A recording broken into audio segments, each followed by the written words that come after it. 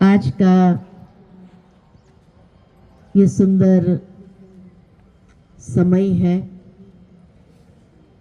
ध्यान और एकाग्रता के लिए।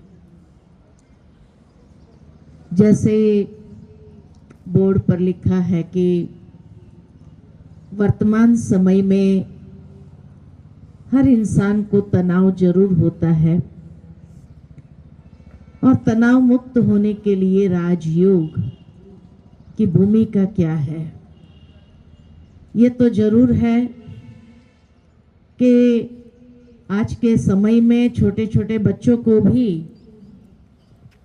तनाव होना ये स्वाभाविक हो गया है।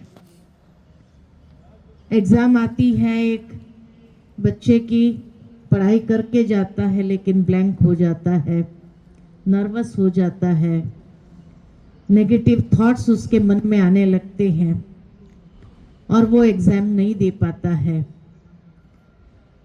भावार्थ ये कि अगर आज एक पेपर एग्जाम को फेस करने के लिए इंसान के पास ताकत नहीं है तो जीवन की वास्तविक परिस्थितियों को फेस करने की ताकत कैसे आएगी। और ये भी हम सभी जानते हैं कि आने वाले समय में अनेक ऐसी परिस्थितियां निर्मित होगी, अनेक ऐसे समस्याएं आएगी जीवन में, अनेक घटनाएं घटेगी, अनेक चुनौतियों से व्यक्ति को गुजरना पड़ेगा। और चुनौती आज हर क्षण पर है, हर कदम पर है, क्योंकि वर्तमान समय में दुनिया में कंपटीशन बहुत है, स्पर्धा बहुत है और उस स्पर्धा में स्वयं को टिकाना और आगे बढ़ना ये सबसे बड़ी चुनौती है। इसलिए व्यक्ति को टेंशन मन के अंदर होता है। वास्तव में टेंशन माना क्या? तो जब मन के ऊपर विचारों का प्रेशर बढ़ जाता है तब इंसान को टेंशन होता है। पता नहीं क्या होगा, पता नहीं ऐसा हो गया तो क्या होगा, उसने ऐसा कह दिया तो क्या होगा। ऐसे अनेक प्रकार के विचार जब मन के अंदर चलने लगते हैं और उसकी स्पीड बहुत अधिक गति से चलने लगती है तब व्यक्ति को जीवन के अंदर टेंशन शुरू होता है, क्योंकि उन विचारों को रोकने की ताकत नहीं है, रोकना चाहते हुए भी रोक नहीं पाता है, क्योंकि समय और परिस्थिति उसको ऐसी नजर आती है कि पता नहीं क्या होगा। साथ ही साथ व्यक्ति आज चारों ओर से अनेक परिस्थितियों से घिरा हुआ है। एक है भूतकाल की बातें जिसको मेमोरी के अंदर है और समय प्रति समय वो बातें याद आ जाती है, उसका प्रेशर होता है। एक भविष्य का प्रेशर होता है, क्योंकि हम ऐसे युग में जी रहे हैं अनिश्चित भविष्य, तो अनिश्चितता का एक भय बना रहता है। और वर्तमान में दो प्रकार के प्रेशर होते हैं मन के ऊपर। एक है बाह्य परिस्थितियों का जिसके ऊपर हमारा कंट्रोल नहीं है, और दूसरा है आंतरिक प्रेशर। आंतरिक प्रेशर अपने ही नकारात्मक विचारों का। तो एक भूतकाल का, एक भविष्य का, वर्तमान के बाह्य परिस्थितियों का और अपने ही मन के नकारात्मक विचारों का। और जैसे ही मनुष्य का मन एक नकारात्मक साइकिल के अंदर चला जाता है, फिर उसमें से बाहर निकलने के लिए बहुत मनोबल चाहिए, मानसिक शक्ति चाहिए। लेकिन दिनों दिन मानसिक शक्ति क्षीण होती जा रही है। भावनात्मक रीति से व्यक्ति भले कितना भी स्ट्रांग क्यों ना हो, शारीरिक रूप से भी रोज एक्सरसाइज करते हैं तो स्ट्रांग हो जाते हैं, लेकिन कहीं ना कहीं मनोबल हमारा क्षीण पड़ता जाता है, क्योंकि जिस तरह से एक मोबाइल को भी रोज चार्ज करने की आवश्यकता रहती है, मन को हम कभी चार्ज नहीं करते हैं। मन को चार्ज करने के लिए अच्छे विचार चाहिए, अच्छी बातें चाहिए। और आज चारों ओर जब व्यक्ति को अनेक प्रकार की समस्याओं के साथ जूझना पड़ता है, अनेक प्रकार की परिस्थितियों से जब घिरा होता है, तो अच्छे विचार तो बहुत दूर हो जाते हैं। तब इंसान सोचने लगता है कि आज मनोबल को कैसे बढ़ाया जाए। राजयोग हमारे मन शक्ति को बढ़ाने के लिए एक चार्जर है कि जिस चार्जर से हम अपनी मानसिक शक्ति को बढ़ा सकते हैं, क्योंकि मन ही आधार है तन का भी, भावनात्मक व्यक्ति को स्ट्रांग बनाने के लिए भी। अगर मन से व्यक्ति टूटता है तो फिर शारीरिक शक्ति कितनी भी हो, लेकिन वहां भी कमजोर होने लगता है। आज दुनिया के अंदर भी प्रैक्टिकली देखा जाता है कि दिनों दिन अवसाद बढ़ता जाता है। और ये अवसाद क्यों बढ़ रहा है? नेगेटिव थिंकिंग बहुत ज्यादा चल रहा है। भले हम एक दूसरे को सलाह दे देते हैं, बी पॉजिटिव, सब कुछ ठीक हो जाएगा, लेकिन जो व्यक्ति खुद घिरा हुआ है उसमें, तो कई बार लोग भले उसको ये सांत्वना देते भी है तो भी वो पॉजिटिव नहीं हो सकता है, क्योंकि पॉजिटिव सोचने के लिए उतनी विचार चाहिए। आज मनुष्य के पास नेगेटिव विचार ज्यादा है। किसी को भी अगर बिठा दिया जाए कि जितना मर्जी है नेगेटिव सोचो, तो घंटों सोच सकता है, इतना उसके पास इनपुट है। लेकिन पॉजिटिव सोचने के लिए जो इनपुट चाहिए, वो इनपुट आज नहीं है। इसलिए पॉजिटिव सोचने के लिए इनपुट कहां से मिलेगा? क्योंकि कहा जाता है जैसा इनपुट होता है वैसा ही प्रोसेस चलता है और वैसा ही आउटपुट हमारे व्यवहार में होने लगता है। पॉजिटिव इनपुट का एकमात्र स्रोत है और वह है आध्यात्मिकता। आध्यात्मिकता ही हमें वो सकारात्मक विचार प्रदान कर सकते हैं। परंतु आज जब आध्यात्मिकता की बात करते हैं तो लोग मिसअंडरस्टैंड कर लेते हैं कि कहीं धर्म की बातों में हम जा रहे। नहीं, आध्यात्मिकता धर्म से ऊपर है। आध्यात्मिकता हमारे मन से जुड़ी हुई बातें जो है उसको लेकर के है।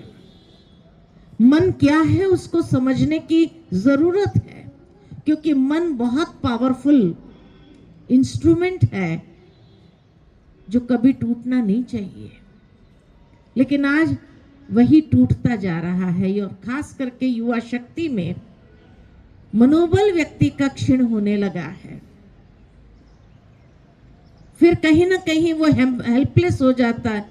ठीक है, देखा जाएगा, ऐसे अंदर से शब्द निकलने लगते हैं। जो एक दृढ़ता का फोर्स होना चाहिए, वो दृढ़ता वाली बातें उसके जीवन में नहीं होती है। मनोबल को बढ़ाने के लिए 3 तरीके हैं। पहला तरीका है जो कहा जाता है जैसा सोचोगे वैसा बनोगे, जैसा चिंतन वैसा जीवन। चिंतन की क्वालिटी, उसके ऊपर अटेंशन देने की जरूरत है, क्योंकि एक चिंतन ही व्यक्ति के जीवन में बहुत बड़ा परिवर्तन ला सकती है। चिंतन जितना हमारा पॉजिटिव होता है, उतना जीवन के ऊपर उसका प्रभाव पड़ता है और उतनी हमारी आंतरिक शक्ति बढ़ने लगती है, सेल्फ कॉन्फिडेंस बढ़ने लगता है, चिंतन की क्वालिटी जितनी स्पिरिचुअल होती है तो हमारे अंदर स्पिरिचुअल मैच्योरिटी को हम डेवलप कर सकते हैं। और आज इसी चीज की आवश्यकता है, क्योंकि हमारी जीवन शैली ऐसी हो गई है, आध्यात्मिकता जो पॉजिटिव चिंतन देने का सोर्स है उससे हम काफी दूर हो गए। धार्मिक क्रियाओं में हम कभी कभी अधिक चले जाते हैं, लेकिन स्पिरिचुअली अपने को नरिश करना चाहिए, वो चीज नहीं रहती है। जिस तरह शरीर को भी जब अच्छी खुराक मिलती है तो व्यक्ति फिजिकली स्ट्रांग रहता है, मन को भी जब अच्छे विचारों की खुराक मिलती है प्रतिदिन, तब मनोबल हमारा धीरे धीरे बढ़ने लगता है, मानसिक रूप से व्यक्ति स्ट्रांग होता है, तो असंभव को संभव करने की ताकत उसके पास रहती है। बहुत सुंदर एक बात याद आती है कि एक बार एक राज्य था और उस राज्य के ऊपर किसी और राज्य ने चढ़ाई करने के लिए तैयारी कर ली। अब ये राज्य जो था उसके पास बहुत कम सैनिक थे और वो जानते थे कि सामने वाले राजा के पास बहुत बड़ा सैन्य बल है, उसके साथ जीतना शायद बहुत कठिन है। तो क्या किया जाए? तो जो सेनापति था उसने कहा कि बहुत कम सैनिक है हमारे पास, हमारे में लड़ने की ताकत नहीं है। जैसे धीरे धीरे कमजोर पड़ने लगे। एक ऋषि वहां रहते थे, तो उस ऋषि के पास जब गए वो राजा, ऋषि ने कहा ठीक है, मैं इस सैन्य बल को लेकर के चलता हूं। उस ऋषि ने अपने आप को सेनापति के लिए तैयारी कर ली और उसने कहा ये सारे सैन्य को मैं लीड करूंगा। और इस तरह से वो चले लेकर के। अंदर में हरेक के मन में भय था, क्या होगा। बीच में एक छोटी से पहाड़ी आती थी, पहाड़ी के ऊपर एक मंदिर था। वो ऋषि ने कहा कि 2 मिनट सभी यहां रुको, मैं जरा ऊपर होके आता हूं। देवी माँ का मंदिर है, देवी से शक्ति मांग करके आता हूं। लेकिन एक बात ध्यान रखना, मैं जब देवी से शक्ति मांग रहा होता हूं और प्रार्थना करता हूं, अगर आपको ऊपर से दिए की लौ नजर आई, लाइट नजर आई दिए की, तो आप समझ जाना कि हम जीतेंगे। और अगर दिए की लौ नजर नहीं आई तो माना हम हार जाएंगे, हम वापस चले जाएंगे। आप लोग ध्यान देना। ऋषि ऊपर गया देवी माँ के मंदिर में और वहां उसने प्रार्थना की। थोड़ी ही देर में सबको दिए की लौ नजर आने लगी। सभी के अंदर ऐसा उमंग उत्साह आ गया कि ऋषि ने कहा है कि दिए की लौ नजर आए तो हम जीतेंगे जरूर, और अगर दिए की लौ नजर नहीं आई तो हम हार जाएंगे, फिर वापस चले जाएंगे। तो जैसे ही दिए की लौ नजर आई, सब में इतना उमंग उत्साह आ गया, इतनी शक्ति आ गई, बड़े फोर्स के साथ सारी सेना जाने लगी, आगे बढ़ने लगी। और भले सामने वाले का सैन्य बल बहुत अधिक था, लेकिन इन लोगों के अंदर ऐसा जोश भर गया था कि हम जीतने वाले ही हैं, क्योंकि हमें देवी माँ का आशीर्वाद मिल गया है। और इस तरह से जो है इतने जोश और शक्ति से लड़े कि सचमुच विजयी हो गए। और वो सैन्य बल अधिक होने के बावजूद भी वो हार गए। भावार्थ ये कि व्यक्ति का मनोबल अगर होगा तो कैसी भी जंग जीवन की वो जीतने में सक्षम हो जाता है। असंभव को संभव करने की ताकत उसके अंदर आ जाती है। लेकिन मन से ही हार गया तो उसके बाद कुछ भी नहीं है जो उसको आगे बढ़ा सकता है, जिता सकता है। और मन से जीते जीत है, मन से हारे हार है, यही कहा हुआ है। मनोबल को स्ट्रॉन्ग करने के लिए पहला तरीका जैसे कहा कि चिंतन की क्वालिटी क्या है। दूसरा तरीका है कि स्रोत के साथ अपने आप को जोड़ना। जिस तरह से धूप है, हमें सूर्य को ये कहना नहीं पड़ता है कि हे सूर्य तेरी गरमाइश मुझे दे, लेकिन जैसे ही सूर्य के कांटेक्ट में आते हैं, उसके संपर्क में आते ही धीरे धीरे गरमाइश अंदर आने लगती है, रोम रोम गर्मी से भर जाता है और एक नई ऊर्जा सूर्य से प्राप्त होती है। ठीक इसी तरह परमात्मा जो स्रोत है, जिसको कहा ही गया सर्वशक्तिमान, तो उस सर्वशक्तिमान से मन का कनेक्शन जोड़ने की बात है। उसी का नाम है राजयोग। और जब हम मन को जोड़ते हैं उस सर्वशक्तिमान से, तो हमें मांगने की जरूरत नहीं रहती है कि हे परमात्मा मुझे शक्ति दो, मुझे ताकत दो। नहीं, जैसे ही मन का कनेक्शन होता है कि अपने आप हम अपनी बैटरी को चार्ज करने लगते हैं, वो शक्ति, वो ऊर्जा स्वयं में समाने लगती है। तनाव के कितने भी कारण क्यों ना हो, तनाव से व्यक्ति जूझ रहा होता है और वही तनाव के कारण कभी कभी दुनिया के अंदर जब देखते हैं कईयों को हार्ट अटैक आ जाता है, कईयों को ये अनेक प्रकार के मानसिक जो शक्ति है वो क्षीण होती है। तो इसीलिए कहा जैसे शरीर को 3 चीजों की आवश्यकता रहती है, अच्छे खुराक की, आराम की और एक्सरसाइज की। तो तीसरा तरीका है कि अच्छा खुराक, आध्यात्मिक विचार, आराम, मेडिटेशन, और तीसरा है एक्सरसाइज। अर्थात कि जिस तरह फिजिकल एक्सरसाइज करना आवश्यक है प्रतिदिन, ठीक इसी तरह मन को भी अच्छे विचारों की एक्सरसाइज करना बहुत जरूरी है। तब हमारे जो आंतरिक शक्ति बढ़ती है और भीतर से सशक्त होते हैं। भीतर से सशक्त होने की जरूरत है।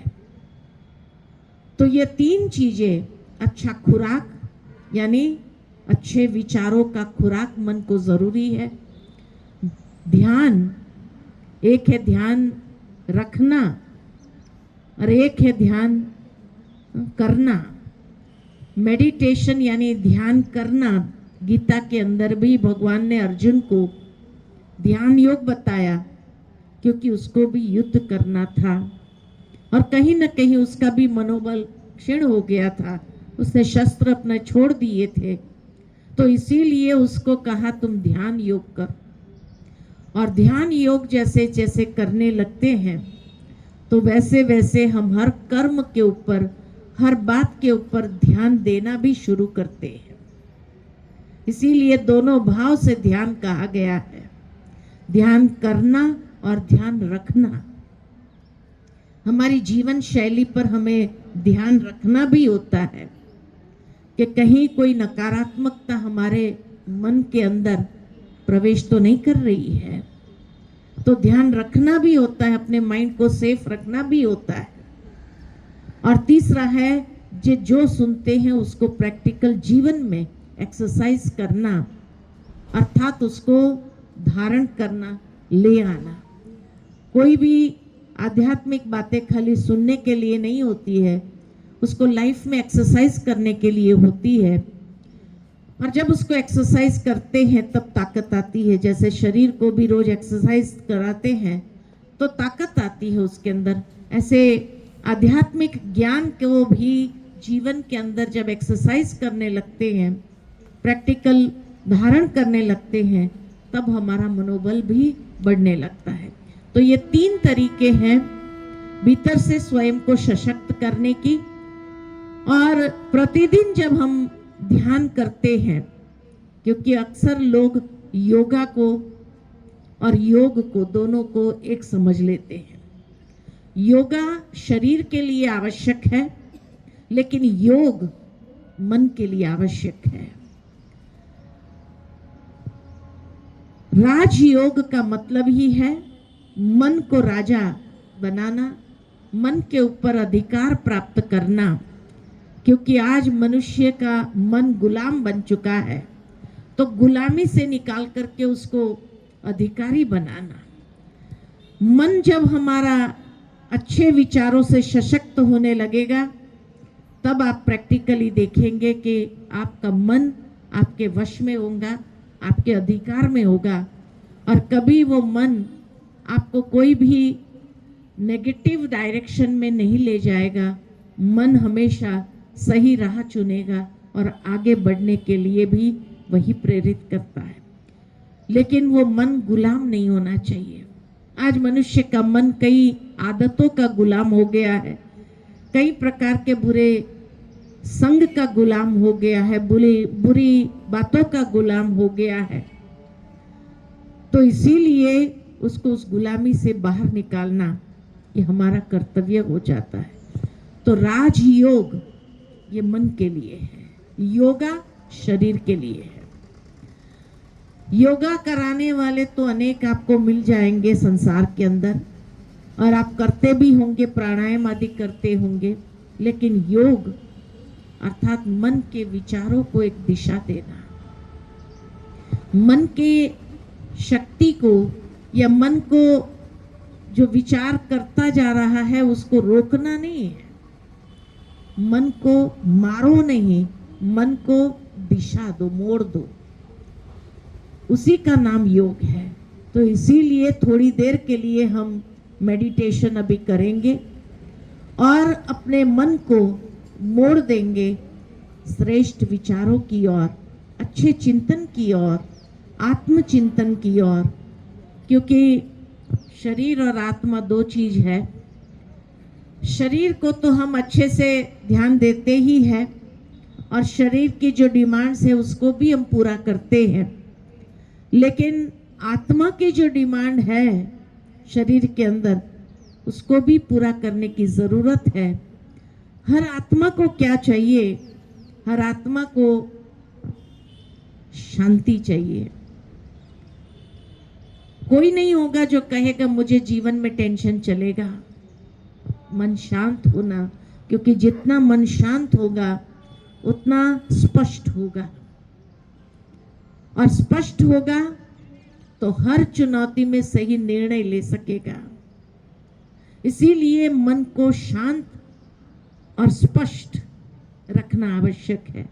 तो मेडिटेशन के माध्यम से ही हम मन को शांत भी कर सकते हैं और स्पष्ट भी कर सकते हैं। क्लैरिटी बहुत जरूरी है।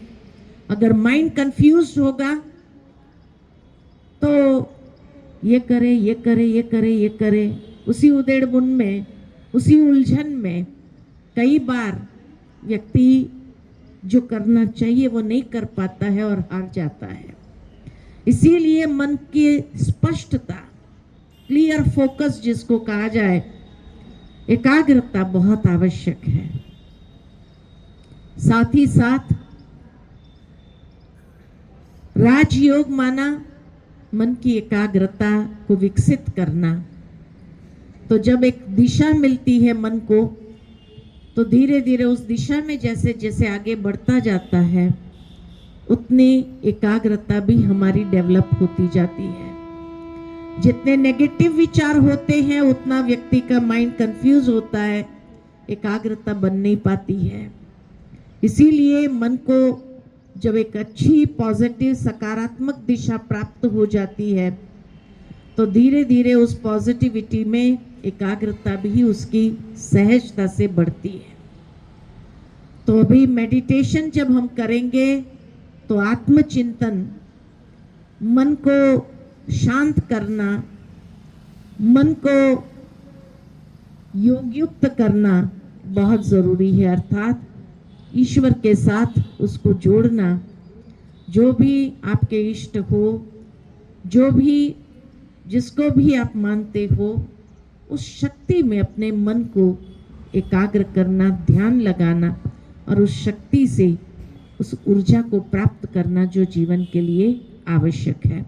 तो अभी थोड़ी देर के लिए हम सभी आपको विचार देंगे। उन विचारों को खाली रिपीट नहीं करना है, लेकिन स्वयं के अंदर उसे महसूस करना है। उसी का नाम है मेडिटेशन।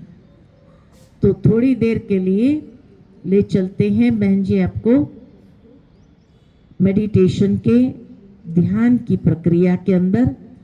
स्वस्थ होकर के तो आप बैठे ही हो, पीठ सीधी हो, शरीर की इंद्रियों के ऊपर संपूर्ण अधिकार हो, और अगर आप ध्यान करने के लिए चाहे आंखें खुली रखो चाहे बंद रखो, जिसमें आप कंफर्टेबल फील करो वैसे आप अपने मन को ले चलेंगे।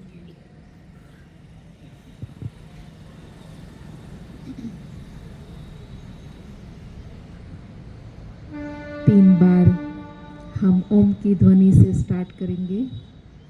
लंबी सांस लेते हुए ओम का उच्चारण करेंगे और फिर उसके बाद सांस को भरेंगे। फिर उसके बाद फिर से ऐसे 3 बार करेंगे और फिर हम कमेंट्री देंगे जैसे दीदी जी ने बताया। स्टार्ट करते हैं।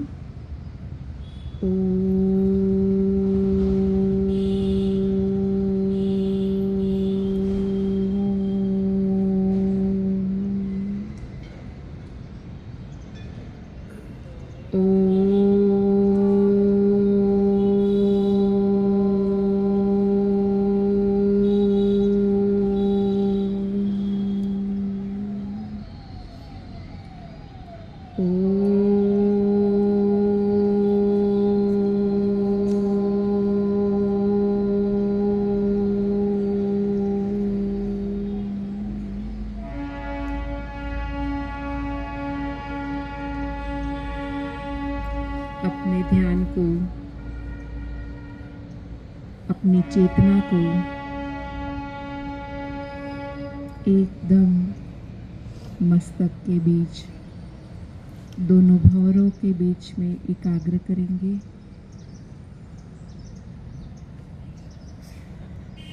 और महसूस करेंगे